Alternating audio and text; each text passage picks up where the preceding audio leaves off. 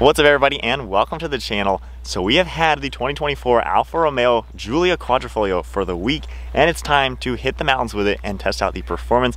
I have already been so impressed with this 500 plus horsepower sedan. Now it's Mike's turn to obviously get to rip on it, but we're gonna have a lot of fun on this twisty road. Yeah, I haven't been in an Alfa Romeo in several years, so this is gonna be fun, really compared to even the BMW M3 since I have a lot more seat time behind the wheel of that. Kind of an under the radar sedan that's a straight sleeper almost. Yeah, it's the same power, rear-wheel drive, just like an M3 competition rear-wheel drive, exact same price point. Yeah. So we're gonna see, can this live up to the BMW M3? Comment below, which one would you get? But let's hit it now in the Alfa. Woo! Well, here we go in the Alfa. So it's like 50 out, so a little chilly, rear-wheel drive. This car can really get out, especially if you're in race mode. The traction control pretty much turns off. We have a little bit of wetness. I do wish, off the bat here, can you make the gear that you're in larger than that? It's the little right corner there. So if we just go into race mode, just watch out for traction. Yeah. You're gonna get a massive tack in the center. Oh, there we go. Dude, this thing is so like, feels like you're in a go-kart. The steering is so nimble and just the suspension feels like it's at home. It's so impressive. Wow. Yeah, you can feel that tail end a little bit. And the cool thing is, in race mode, if I hit the suspension icon, put it into a mid-damping setting. It's not bad. Yeah. In dynamic mode, it'll let you go to a soft mode. I like the pops in it. Yeah. You know, it's hard to, we mentioned briefly the M3. It's been a while since we've had one out here. Yeah, we had an M4 all-wheel drive a while ago. Honestly, this almost feels better. I believe this is about 100 pounds less than the comparable rear-wheel drive M3 comp. Yeah. This does have a little less torque. Dude. Identical 0 to 60. The handling and oh my goodness, man. Dude, this is, honestly, I'm very impressed right now. So when I did the review, you know how we've always said, like in cars like this, oh, I forget there's back seats. Yeah, yeah. This car, you truly do not think this is a sedan. I have no idea there's back seats right now. I can fit behind myself in the back seat of this car. And you have heated seats back there. Yeah. Even with the roads being a little wet, I don't feel like I still have confidence in the car. I'm not pushing it as much as I would, but it doesn't feel like I should be nervous, you know? Yeah. I think the biggest part is when boost hits. The boost, I wouldn't say is as smooth as the BMW. Like, it can, even that. It can come on a little strong, which is fine. I think it adds to the character of the Italian version. Yeah.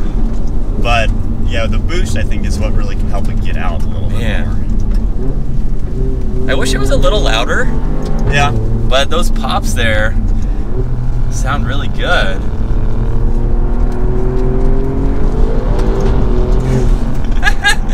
Wow.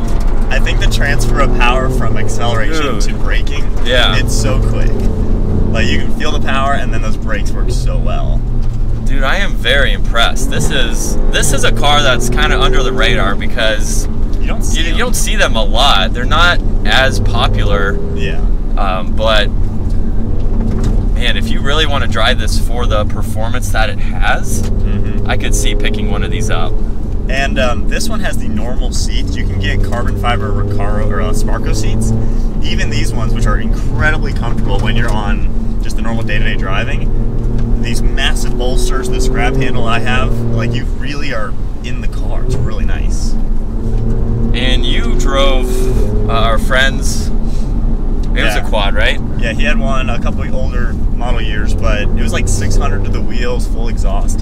And it had GTR level of speed. This already stock. I mean, this is almost as fast as like a stock GTR.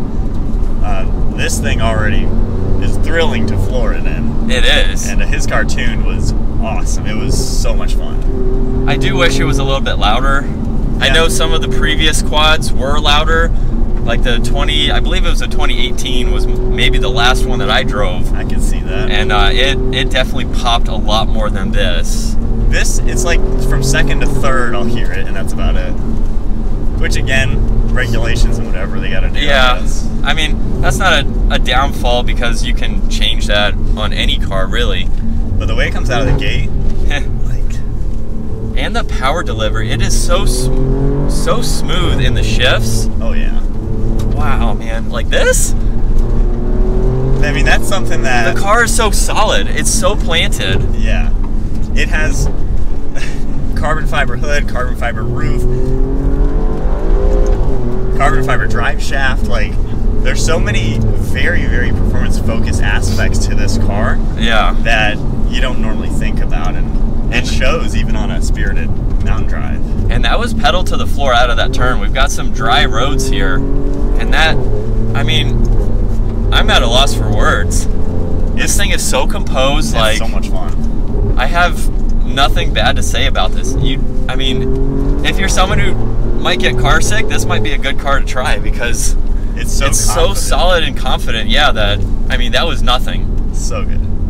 All right, on to my turn. Let's do a quick launch just to show you that. It doesn't really do like full launch, but nonetheless, it's still pretty fun. Ready? Not bad. Not bad.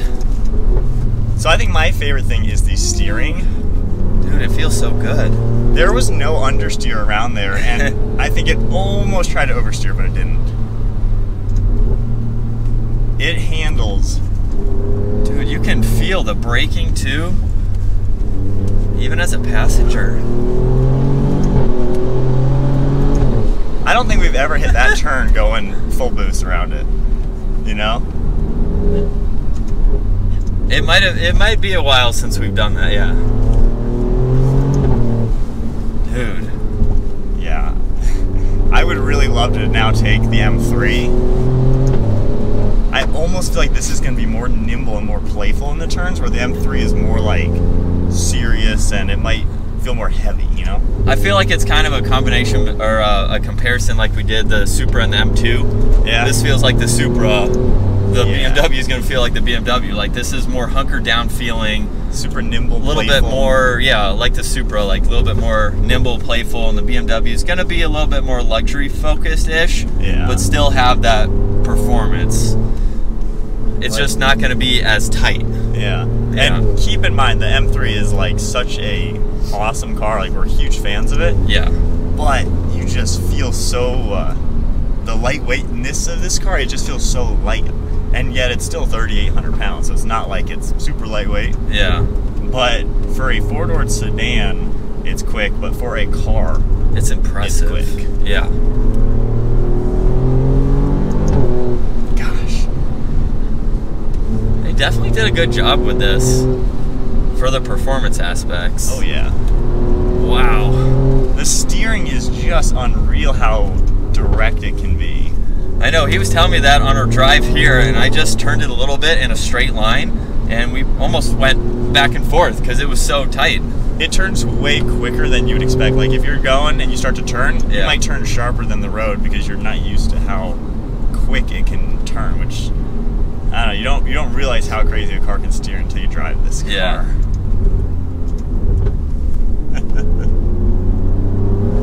Like right there, I mean, yeah, everything performance focused with this car is what you would want. Like the brakes, the responsiveness. Are these Brembos? I can't rember. They might just... They gotta be upgraded something. They're just... I think they might just be their own... Are there any carbon ceramics available that you saw? Can't remember. Because I think the M3 has that. Yeah. Not that that's a big deal because it's just more expensive, but... The handling is unreal. The fact that you can buy a car that is genuinely a luxurious family sedan, like this in the advanced efficiency mode is a nice normal car to drive. You can fit people in the back. It's got the tech, but then you rip it through the mountains of the track. This is one of the fastest sedans in the world. Like, this is a serious car. That was a good pop. Yeah, it's crazy because on a road like this, you could probably pull away from some high performance sports cars. Oh yeah. Maybe, depending on the car and of course the driver. Yeah. I mean, this has a top speed of over 190. This is the fastest sedan. And it's so underrated. How crazy is that? People are always concerned about top speed, and yet, you know, this isn't a car that you see often associated with that. Yeah. Like, it almost has characteristics as if it has rear wheel steering the way it's on rails. I felt that. Like, it just... I felt that. It doesn't. I'm 99% sure it doesn't, but... Yeah. But I know what you're talking about, because I felt like just how quick that is to turn. Yeah. And the cool thing is, it's also just so well built and composed where it's not like you're sacrificing having a nice luxurious car. The only sacrifices are the tech is a little old. You know, it could be nicer, it could be a little bit bigger screen, yeah, less laggy, but that's kind of the small sacrifice to get something that handles like a true sports car and is a practical daily for the family, like not even an issue. Yeah, I've only been in it for the day. Brian's been driving it around a few more days than I have, and it already seems like it's a comfortable, everyday kind of vehicle. Yeah. Something, you know, taken to work or around town, but on the drive that we did to get here, it was nice and refined feeling like a BMW. Earlier I was talking about how the exhaust wasn't as loud as I would prefer it to be, and I felt like the car didn't have a lot of drama to it, but even with just the characteristics of the slow speeds that we're doing around these turns, even going downhill, it feels way more exciting than not having that loud exhaust. Yeah. It barely squeals, but it doesn't. Woo! You can get out, but it's so controllable. Like, dude, I don't think we've ever gone this fast downhill. I don't think so. It's been a bit. But it's fun how you can play with it, you can toss it, you can get the tail end out, and that, like, I knew that was going to happen. And it's manageable. It's a car you can truly drive. And I think with the drive modes, I mean, obviously we've kind of been in race mode the whole time, but you can scale up the driving feel, scale down the traction feel to kind of work your way into this car. Yeah. Because this truly is one of the absolute most performance-focused sedans in the world. And yet Isn't that crazy? I know. And yet you can relax the car, work your way up, and build your skill as you improve. All right. Wow. That's the end of the road. Whew. Yeah. As I go into boring mode and relax mode, we're now in a luxury car once again. So we're gonna put on the POV angle, so if you guys wanna see that next video, just ripping back through our mountain cruise. That was fun. It doesn't feel like I'm not like out of breath or anything, because it's that composed, but you can have that much fun without, you know, being out of breath. Yeah. Alfa Romeo, man, this thing is epic. That is then it for today's video. If you want to see more content on this, check out the links in the description. But hope you enjoyed today's video. If you did, give it a thumbs up. Hit that subscribe button. Stay tuned for plenty more content. And we'll see you all in the next video.